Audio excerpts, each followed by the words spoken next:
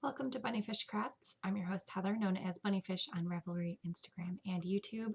Today is Monday, the 21st of September 2015, and this is episode 147, Cresting.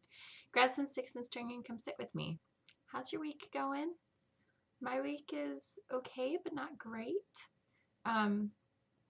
Gabriel had really bad sinus drainage all week, so he was coughing like crazy. And this morning, Mara is currently napping on my chair in my craft room, which she doesn't normally do. Normally, she's running around like a crazy person. She feels a tad bit warm. I can't get an accurate temperature because she won't let me take it. Like, she'll just shift and she feels a little warm, but not really, really warm. I don't know. So she's sickish, and that's not great. And I obviously sound amazing. So there's that, because sinuses, it's that time of year.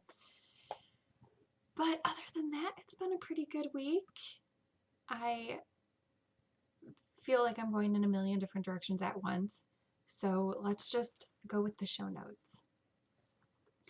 This will be a shorter episode than last week, I promise. I just don't have that much to talk about this week. But I hope you guys didn't mind that last week was a super epic long podcast. That happens every once in a while, right? The first thing that is up for this week is I released a pattern during the week, last week. And that is for these mitts. These are called Cresting. The pattern is written for about 50 grams of fingering weight yarn, depending on how long you make them. I think these were 48 grams, and the pattern is written so that there is a section to add stitches around for if you wanted to make it longer, or if your wrists are bigger than your hands, or whatever. There's a section to add in stitches so you can make them as long as you want, and it will still work with the pattern. It's written from the top down, so you don't have to guess how long you want them to be before you throw in a thumb gusset at some point. You can just try them on as you go the whole time, which is nice, I think, for mitts. I've knit mitts both ways, and I prefer it this way. What else? The yarn that I used was Daisy Knits Hardy 2.0 base, and I don't have the makeup of that. I believe it's a wool nylon blend, and the color is Robin's Egg. And did I say it was written for 2 at a time? I can't remember now. I feel like I'm babbling. It's written for 2 at a time, but you could easily work it 2 at a time magic loop. You could easily work it singly with DPNs or whatever you wanted, 2 circulars. It translates easily to that. None of my test knitters knit it 2 at a time.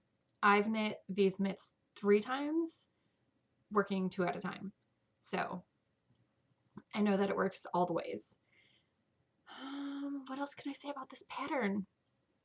It's $6 on Ravelry, but if you keep your eye on the enabler thread, because I love you guys, there will be a coupon code there. And yeah, be in the thread. I feel very low energy today. Sorry.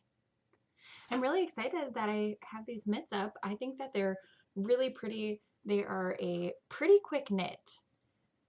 I think that, it's charted. The pattern is charted. It's not written instructions, but it's a pretty straightforward chart. The instructions for everything, thumb gusset, etc., are written out, but the chart is just charted. The pattern on the hand is just charted. So I think it's pretty straightforward, though. I don't think it's too confusing. The finisher frog craft along is going on, and the tag is BPHFOF 15. It runs from September 1st to November 30th, so anything that you finish in that time period counts. All handcrafts are eligible: knitting, weaving, spinning, crocheting, cross-stitching, embroidery, sewing, all of that is involved and can be eligible for prizes. There are more rules, and they are in the chatter and finished objects thread, and there's a link to those in the show notes. So finished object, I have one, and I am happy that I finished this because it meant that I spent the requisite time. Did you just hear her make a little sleep sound? The requisite time on my elliptical. This was my elliptical knitting for the week. Anyway, the stitch marker is where I was last week, a little before the split. I did not weave in ends because that's what December is for. So I did about half this week. The pattern starts working in the round, and then you work flat, and the little columns get shorter when you work flat. And this is what it looks like. This color is completely inaccurate. It is not that bright in real life. So this is what it looks like. It's got that opening right here. So you can leave that open, or if it's really cold and you want the extra warmth, you can tuck in the end right there, and it stays, oh, which way? Which way do you tuck? I don't remember. I did it at the ZK and it worked fine. There you go. So you can tuck it in and it stays warm. A few people have added buttons to theirs, which works fine. This is usually how I wear mine though, with it open, folded over. This is for my mom for Christmas, so yay, another Christmas present out of the way. Did I tell you the pattern? I don't think I told you anything about this. I feel like I'm out of practice. I think it's just because everybody was sick this week, and anyone who has that in their household knows how it goes when you're the mom. Like, your brain is temporarily on hiatus. Anyway, this pattern is upside down. It's called Scaling the Stronghold. It's patterned by me. I made it for the Divergent Club with Jenna of 716 Knit. This yarn is in the show notes because, again, I don't have the tag and I didn't write it down, and I probably wouldn't be able to pronounce it even if I had it written down. It is baby yarn that I had held 2 strands together, and I worked it on US size 7 4.5 millimeter needles. It's all blocked, I just need to weave in ends in December. Works in progress. I continued working on the Frankenstick and I finished my part. And I only have this to show you because we did not meet up yesterday. So that's what it looks like when it's got all the rows on it, and it's not very exciting. It's called the Ace Bandage section, and it wasn't very exciting to knit because it was a bajillion stitches of stockinette. But that seems to be what I want to do to myself right now, is torture myself with stockinette. So, Frankenstick. Funny story. I feel this is funny. I was sleeping sometime this week. I don't remember when. I was sleeping and I got a text from Josh. Something about the podcast. And then I got another text about the podcast because he was watching and he was texting me his live thoughts. And he got to where I was talking about working on the Frankenstick last week, and he was like, oh, I can't believe you started those without me. And I was like, well, I started those like a month and a half ago. And he was like, yeah, but I've been busy. I haven't seen your podcast. And I was like, well, whose fault is that? And I got up from sleeping because I was like, do you just want to chat? And this is so exciting. Josh is finally knitting with some of my hand spun. And he's knitting these socks. I'm so excited. I'm super excited. He's knitting with the tailored fibers. I think tailored fibers. It was the one with the acid apple green that I super loved, and other greens and browns, and I think a goldish color. So I'm excited to see that happening. Yeah, I'm super excited that he's knitting with my handspun and he's knitting the Frankenstick, and he's probably as far as I am now because he knits fast. Unless he got bored with it. I don't know, I haven't talked to him in a while. It is unfortunate when you work a shift that does not coincide with your friends for free time, because it means that I only get to talk or chat with my friends every couple weeks and not for very long. It's unfortunate. Anyway, Frankenstick are happening, and I worked on my knit swirl some more. Do I have a let's not drop those stitches off the needles. Do I have a stitch marker in here somewhere for progress? I'm sure that I do. But okay, so last week I had changed it so that I was working on 2 needles, 2 circulars. Well, then I changed it again, so I'm only working on 1 circular needle, so my stitches are super bunched up. So that's what my knit swirl looks like. And I did put in a marker. So that's where I was last week. And I worked that, which doesn't look like a ton of progress, but I'm not to the point yet where I only have about 300 stitches on the needles only. So it's still a lot of stitches per round. And this has become elliptical knitting, and also I went on a little bit of a road trip this weekend and I knit on this while we were in the car. The yarn is Knit Picks Swish Tonal in Canopy. Super pretty. I'm excited to have the sweater someday. Hopefully by the end of the month, but it seems a little daunting now. I'm working it on a US size 6 4.0 millimeter, which is smaller than the pattern calls for, but Gauge Swatch said to use that, so I did. And it's going forever because it's just stockinette at this point, because even though it's got the reverse stockinette bands, no way am I purling like 3,000 stitches in a row or 2,000 or whatever it is. Too many stitches to just purl that many in a row. So I'm knitting, and then when it's time to start the next welt, I do a wrap and turn and then start knitting. It works. I started 2 new projects this week, both Josh related. The first is Josh's Christmas socks, which he knows is happening, and I'm not going to hide it on the podcast so he can see it if he watches. The yarn is Nerd Girl Yarns in the O Snap base, which is a 75-25 base, and the color is Back from Earth. And it is ponding in these socks. So that is one side, and this is the other. And I've just barely started the pattern out of the rib into the pattern. The pattern that I'm using is a, I would say a radically Joshified version of Cookie A's Tristero. Cookie A is a genius. You know that I feel this way. But sometimes she writes her patterns only for one size of socks. And I understand why she would go with 72 for these, because they're cabled, but they're not heavily cabled. And Josh and I have found that when I knit 72 stitch Cookie A socks for him, they are too big.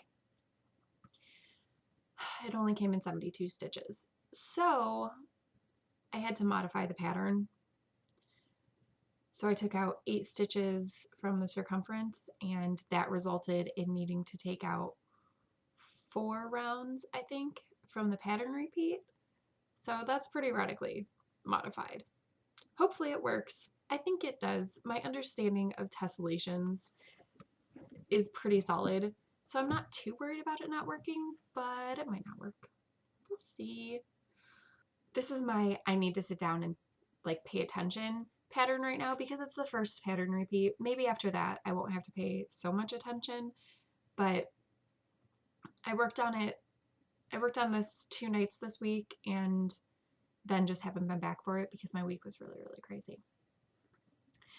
Anyway, I started on that, and that's worked on US size 1 2.25 millimeter needles. And then I also started the Typhoon shawl by Josh Ricks. And which side is the right side? This side. This is the right side, and this is my beginning. This pattern is designed to use a skein of, wow, it's really going crazy on the camera, a skein of self-striping and a skein of solid, or yeah, solid tonal as the contrast stripe. I started this a couple nights ago, did the first stripe and most of the second stripe in an evening, and then finished up the second stripe in the morning so that I could go to a fiber festival, which I will talk about in a little while later, but so that I could work on this third stripe at the festival. And even though it was short rowing, it was really easy to work and knit at the same time. And while I was at the festival, my friend and I went into a booth, and one of the ladies there, Claire, ended up buying something at the booth, I think.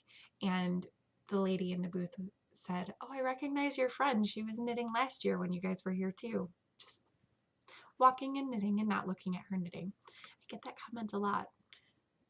It was really easy though, because the short rows, it was easy to count and walk at the same time because it's a very small number of stitches. And also I didn't really need to count. I didn't really need to look. I could just feel when it was time to do the short row thing. Anyway, the yarn is fabulous and beautiful, and I want to tell you all about it. So this one is 716 Solo, Solo Silky, rather. Nope, not that one. This one. Held up the things backwards. So it is a merino silk single, and this one is Josh Canover Dye Black. And then this one is the Clan Tartan of Badness. Beautiful striping. This was a custom kit from Jenna because Josh and Jenna did a collaborative thing. He released his pattern at the ZK this year, and Jenna provided kits for it. And this was in one kit with a light gray, and this was in a different kit with a blue and yellow self-striping. And the kits were nice. They were lovely. Go buy one of the kits if you can. I don't know if she has any more. But they were beautiful. However, I liked these colors together better. It's just more me. I'm more likely to wear this combination. Because look at how nice that looks. It looks just like it'll fit in with all of my plaid shirts and black t-shirts and everything. So Jenna did a custom order for me, and I love it. Just so pretty. The silk content makes it shiny, but not too shiny, and just I love these colors together so much, and I love this yarn. It's a new base of hers. I love it. Kind of want to knit all of the things using this base. I'm not going to, but I kind of want to. It's so pretty. Yeah. So pretty. Okay. 4 new things, because I keep forgetting. Barn raising square. I didn't do any hexapuffs again this week. Ridiculous. But I did do almost an entire barn raising square. So what I have left on this is another stripe of yellow, and this is not a self-striping. I striped these colors together myself using yarn from Christina. She sent me a little pink ball and a little yellow ball, and I didn't think that I could handle a solid yellow square in my blanket. Even though it's a really nice yellow, that would just be a lot of yellow. And I don't have a lot of solid colors in my blanket, so it would just stand out a lot. But I thought that these two together striping were really, really beautiful. So I striped them together, and I have one more yellow stripe to go. So I think about 6 rounds is what I have left. And then the black outer. So I'm counting this as finished because I will finish it during the editing. And now for exciting things. I went to a wool gathering, which is in Yellow Springs, Ohio, I think. I would say I would look it up, but I'm not going to. It's at Young's Dairy Farm, and it is not too far of a drive for me. And while I was there, before I get into other things and forget, I met up with Claudette, which was really fun. We talked for a few minutes, and her husband Justin, and yeah, that was good. It's always fun meeting people who you know through social media in person. So that was kind of awesome. The festival is not, it's not ginormous, but it's pretty decent sized. And I went with a very modest budget because I just bought all the things at the ZK, and I just got that huge box of things from Josh. So I was like, I don't need a bajillion things. I went with a very modest budget, and then I went over budget by $2. Claire loaned me a little bit of cash. If I hadn't eaten lunch at the festival, just ate at home, or just brought my lunch, I would not have gone over budget by $2. But I had to. I think you'll understand once you see. There's going to be crinkling because I didn't take things out of the bag. I kind of regret that now, but just a warning, there will be crinkling. The first thing that I bought was this gorgeous, both of these are super beautiful, and oh, you can see through. Okay, there's not a lot of glare. So these are wool and mohair blends. They're poonies, and this lovely green one is called Evergreen, and the multicolored is called Flower Garden. Can I get it? Oh yeah, right there. So they're beautiful, and they are from blacksheepfiberfarm.com. And it's pretty interesting because the lady who was selling them, she was in her mom's booth. So she does the poonies and her mom does the other, like the ropings and stuff. And the fleeces, they do the fleeces and stuff together, but she in particular does the poonies, and people were like, well, these are kind of cool, but what are they for? And she would hold up her drop spindle and like spin with it a little, and they were like, okay, but what are they for? And she's like, you spin them. And then they would actually look at what she had just shown them, and they're like, oh, that's interesting. And I saw the boxes, and I was like, oh, those are beautiful. So I picked up this one, and I said, okay, this one's definitely going home with me. But is it possible, because there were two that were kind of similar, another one like this, it was a little less what I wanted. I don't know, it looked very, very similar. It wasn't very different, but you know how when you have two similar colors and one is the perfect one? I took them out of the tent because it's set up in, the festival is set up in tents, and they're yellow and red tents, so they kind of throw off the color on some things. I knew I was getting the evergreen because I saw it and I was like, yep, that one. But I wanted one of the other two, and I took them over to her booth was right at the end of the really long tent. So I was like, can I just take this over by the light? And she said, yes, of course. So Flower Garden was the one that I needed to walk home with. The other one was called Spring Garden. So they were really, really, or maybe Summer Garden, really, really close. But this was just the one.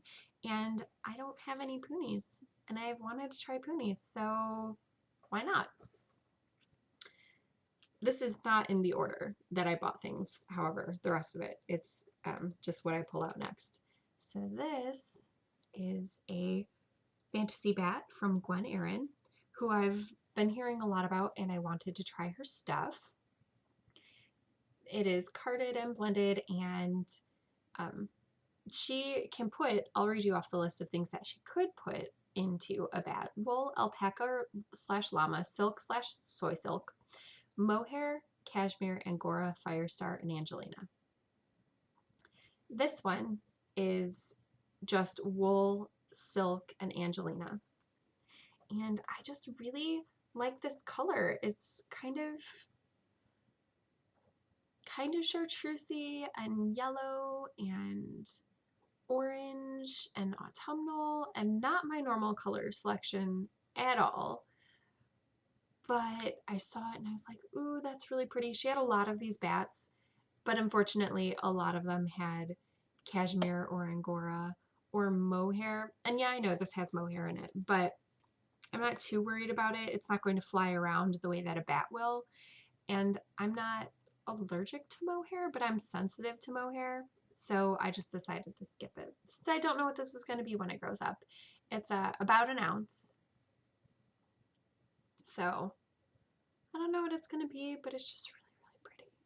So pretty. She had a blue one that I was looking at too, another fantasy bat.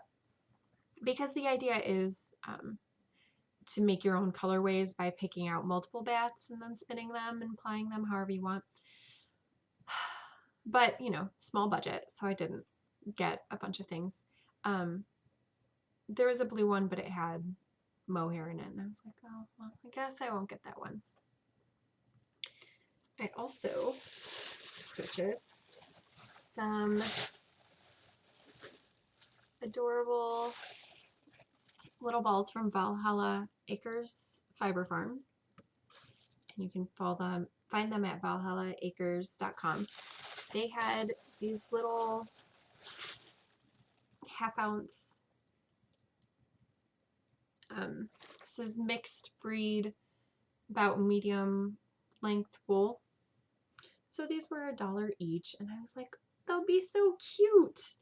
I plan to spin each of them singly and then ply them into a 3-ply, which is what I did last year. Was it last year? Did I go last year or was it the year before? I can't remember. Last time I went, I bought 3 little balls of wool and spun them singly and then plied them together and came up with a blue pink skein. The last thing that I bought, which is what took me over budget, but I knew I was going to buy something from them. I just, I couldn't pick. Okay, so you know when you walk into a booth at a festival and everything is just so pretty that it's overwhelming? I had this problem when I walked onto Jenna's yarn truck at the ZK. Everything was just so pretty that I couldn't pick, so I had to get off and come back.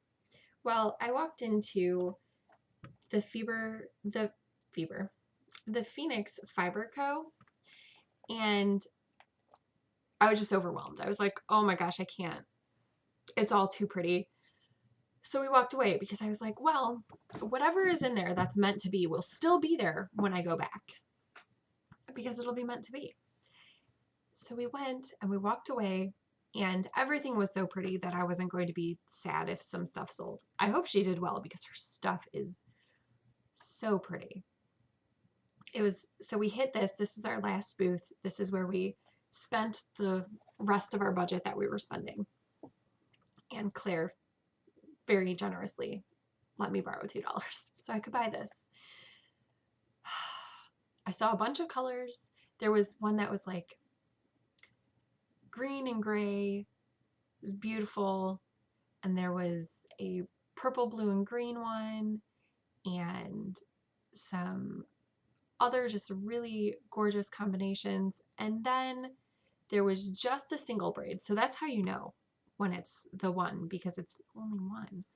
There was this single braid of this colorway left. And the colorway does not have a name. This is merino, 18.5 microns. It's 4 ounces. And it is just the most beautiful grays with like a red, coppery, orangey. I love this colorway so much. I love this fiber so much. It's super soft because 18.5 micron merino. And you know merino is my happy place for spinning. I branched out on the other fibers, but then I was like, merino, you're my happy place. I love this colorway so much. Look how pretty it is. It's so pretty. I can't even express in words how much I really, really, really, really like this colorway. It could possibly turn into love. We'll see. We'll see how it spins. But yeah, it's so pretty. And they also gave me this cute little needle gauge, which is perfect because I always need a needle gauge, even though I have, I think, 3 right now. They can be very difficult to find when you have small children who touch your things. So that is, those are my festival acquisitions. And I also received a new thing. It is a pattern, Omena by Jill Zielinski. And Josh was watching my podcast and saw the knit swirl, and that triggered a thought to a new pattern he had seen. It is a circular vest, but it's knit from, you knit the back portion and then you knit out from that. So it's opposite construction. And he showed it to me and I was like, oh, that's really cute. And then he gifted it to me because he's adorable like that. And that will be my ZK sweater, because apparently I need to knit a vest sweater thing every year for the ZK. I don't know what yarn I'm going to use, but possibly 716, because that is what I've used the past 2 years. But I don't know for sure. I'm not committing to that. I'm just considering that. We'll see. We'll see what yarn I wear for that. But I'm excited to make that vest for myself because the pattern is very cute. And it's written to either work in a solid or work with like a gradient kit of yarn. So we'll see. We'll see how that goes. The last thing, what I am reading, I finished The Iron Trial by Holly Black and Cassandra Clare, which was amazing. I knew it was going to be. And I'm sad that now I have to wait for the second book in the series to come out. It's a 5-book series. Yes, it's 5 books. It's kind of Harry Potter-esque. Each book is based on a year of school in the, what did I say it was? The Magisterium. So it's based on a year in there. And that's a little Harry Potter, but not bad. Not in a bad way. I enjoyed that about the Harry Potter books. I just don't want to wait a bajillion years for the series to be over because I really want to read all of it right now. There was a little twist in it that I didn't see coming, but I was not, it was also, it was not one of those things that I was like, wait a second, that doesn't even make any sense. When it happened, I was like, that totally makes sense. Yeah, highly recommend it because I love everything that Holly Black writes, honestly. And Cassandra Clare is pretty good too. So good that I picked up City of Fallen Angels, which is book 4 in the Mortal Instruments, and there are 5 books. I think that might be all of them, but I haven't looked into it to see if there's going to be a 6th and all of that. So I'm almost finished with what's published anyway for City of Fallen Angel, or for the Mortal Instruments series, and I'm probably going to pick up her Infernal Devices trilogy also at some point. It was good. I don't really want to talk about it because I feel like I'll just be spoiling storyline for anybody who's reading it.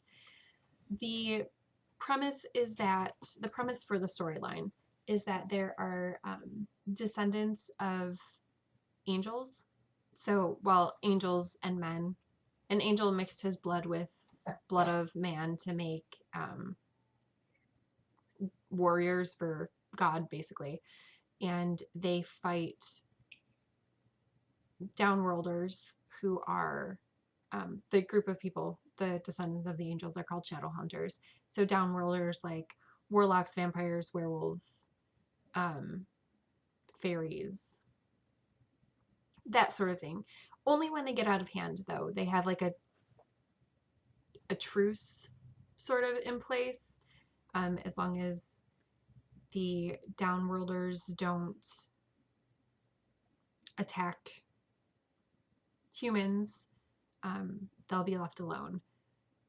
But they hunt down the ones who are unruly. And they also hunt down demons, which are just fair game because demons are just evil, basically. So that's their job. And it follows a group of teenaged shadow hunters. One who didn't know she was a shadow hunter was brought up as just a normal mortal human, and then finds out that she's a shadow hunter. And then 3 who have always known, a brother and a sister, and then their adoptive brother who has a very, very crazy past that he didn't realize was his past. A friend of the girl who didn't know she was a shadow hunter, who is then turned into a vampire, but a very special vampire. And then a werewolf. So it's a lot of characters, but not really a lot of characters. And the book really only follows 3 of them perspective-wise. It's written third person.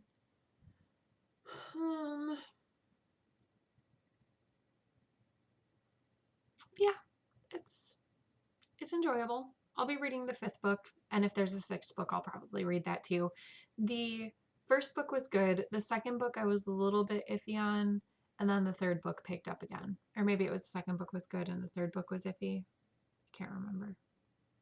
Somewhere in there it got a little iffy, and I was like, I don't know if I want to read it. But then I kept up with it. And I do not regret that I did, because I read most of the book in the past week. I had read the first 100 pages previous, and then the library recalled it from me. It's only 424 pages, but I read the other 300 pages this week after I finished the Iron Trial on, I don't know, Monday or Tuesday, something like that. Anyway, that is all I have for you this week. I hope you made something fantastic with your sticks and string. I hope that you are not also going through autumn sickness. I hope she's okay. That's scary. It's scary that she's sleeping. I miss nap time. I really, really miss nap time, but I would rather have her active than be napping right now, because I know it's because she's sick. I will see you next week. I'm done babbling about the children and stuff, I promise. Go make something fantastic. Bye.